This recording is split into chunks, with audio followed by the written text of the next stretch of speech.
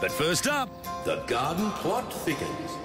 A beautiful garden is something you can be proud of, but a beautiful garden you can eat is something else again.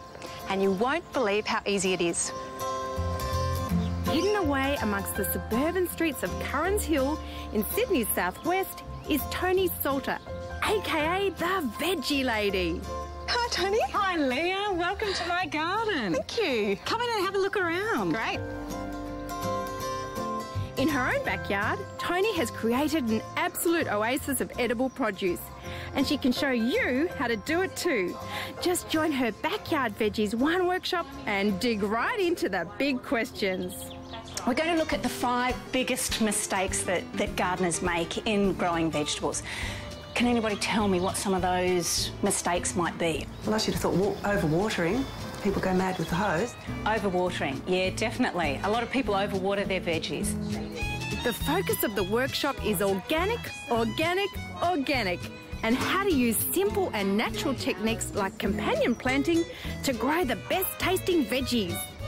So you're building a microclimate and you're building biodiversity in your garden. So you do that through companion planting and also using lots of flowers.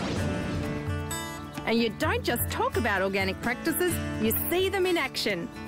So one of the important principles of organic gardening is crop rotation. So crop rotation involves 4 different beds, whether you've got 4 different beds or 4 different pots or a combination of beds and pots. Different types of plants go together and stay together. And once a year, you move all the beds around. It means that they're not taking out all the same nutrients all the time. And it will then also break the pest and disease cycle. Tony, what's this gorgeous flower? This is Cosmos bipinnatus. By having flowers in the garden like this, it will attract all the beneficial insects into the garden to feed off the pollen. So it's not only pretty, it's really useful as well. That's right. And, of course, you can't have an organic garden without a thriving compost heap. So do you rotate it regularly or do you just throw everything in and let it go? No, I turn it every week so that it gets aerated and that speeds up the decomposition process.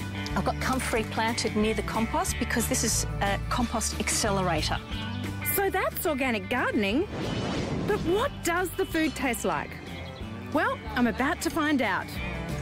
A key part of the workshop, and I absolutely think it's the best bit, is you get to eat lunch. Now, everything here is either sourced from Tony's garden or local supplies, and you can really taste the difference. It's delicious.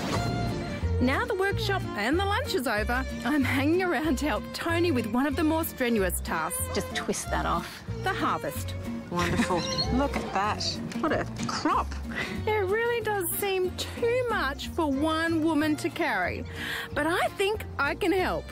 So, Tony, I've been so engrossed in the workshop, I've missed the shops. You don't mind if I help myself, do you?